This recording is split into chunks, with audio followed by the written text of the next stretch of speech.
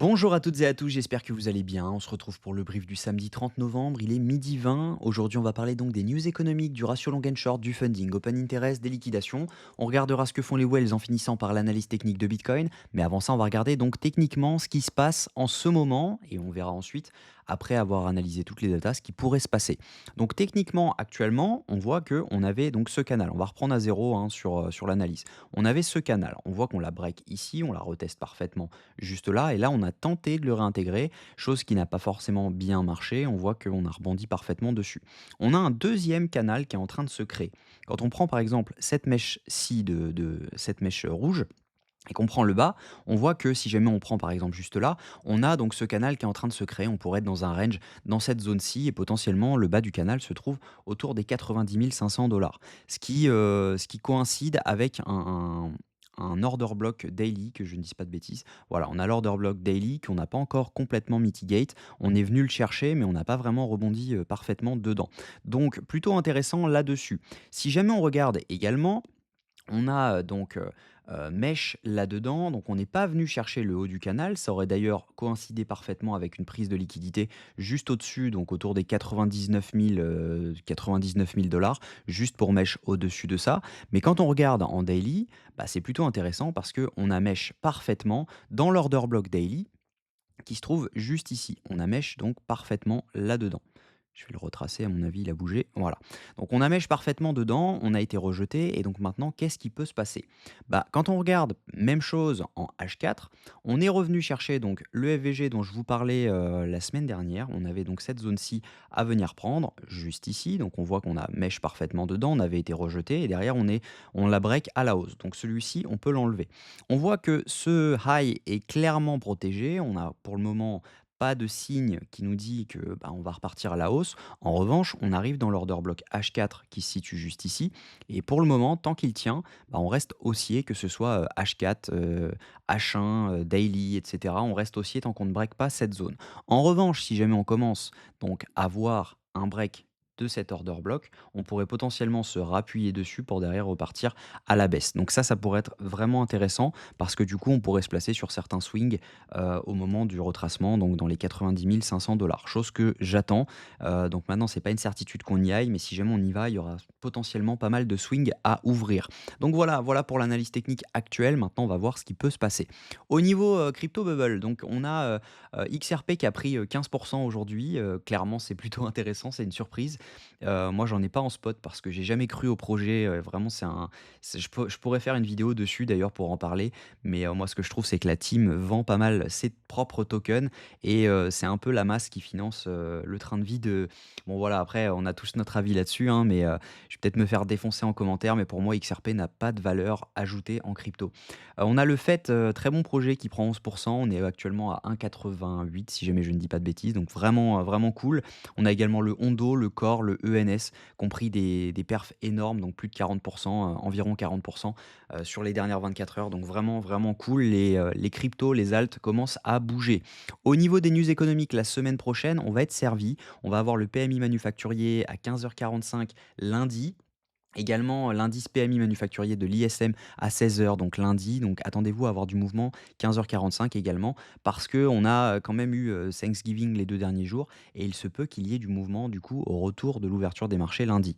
On va également avoir donc mercredi un discours de Powell à 19h45. Attendez-vous à avoir du mouvement entre 18h30 et 20 heures. On va également avoir vendredi le taux de chômage à 14h30, donc attendez-vous à avoir du mouvement la semaine prochaine. Au niveau du ratio long and short, on a une augmentation du nombre de shorts sur les dernières 24 heures. On a donc 150 millions de shorts en plus, sans compter les liquidations qu'on a eues. Maintenant, si jamais on regarde au niveau des funding open interest, alors je ne les avais pas regardés en direct avant, donc on va analyser ça directement ensemble. Là, on voit qu'on a eu une hausse de l'open interest avec une baisse des funding, donc ça veut dire que juste ici, c'était du short qui s'est ouvert. On voit derrière que on a eu donc cette mèche de prise de liquidité où on a eu donc une baisse de l'open interest avec une rehausse des funding. Donc ça veut dire que potentiellement pas mal de shorts qui s'étaient ouverts ici se sont refermés juste ensuite. Et là, on voit une toute petite hausse de l'open interest avec une baisse des funding. Ça veut dire que sur cette zone-ci, on a potentiellement des shorts qui se sont ouverts. Mais voilà, sur le dump, on présume plutôt que ce sont des longues qui se sont fermées parce qu'on voit une grosse chute des funding avec avec une chute de l'open interest, donc potentiellement c'est plus de longues qui se sont fermées que de shorts qui se sont ouverts. Si jamais on regarde les liquidations sur les dernières 24 heures, on voit que bah, ça atteste un peu de ce que je disais. On a du monde donc du coup qui s'est fait, liquider autour des 96 000 mais on a encore une zone à venir prendre, ça peut encore aller beaucoup, beaucoup plus bas. On a vraiment beaucoup, beaucoup de contrats dérivés qui se sont ouverts, en pariant à la hausse, donc c'est vraiment intéressant parce que ça veut dire que ce dump peut être que le début, même si on a des clusters à venir prendre autour des 99 500. Je le rappelle, on a des grosses liquidations à venir prendre autour de l'ATH. Si jamais on se met sur 3 jours, c'est la même chose, hein, on a vraiment des énormes clusters qui se positionnent autour des 94 500 voire jusqu'aux 93 761 $. Au niveau donc de ce que font les whales sont actuellement en train, d'acheter ce mouvement et les retails, oui, sont en train de le vendre et les micro whales également. Donc plutôt intéressant parce que là, ça se contredit plutôt pas mal sur cette zone. Donc on a des whales qui vont racheter ce mouvement potentiellement et si jamais on commence à le perdre potentiellement, elles vont se mettre à le vendre également. On a également un equal low à venir chercher juste ici autour des 94 672 $. Donc potentiellement, on peut venir chercher cette zone. Au niveau, technique du coup, bah, voilà, en 4 heures, il faut vraiment maintenir cette zone-ci, donc la zone dont je vous parlais, juste là, donc c'était, l'order block juste ici. Hop.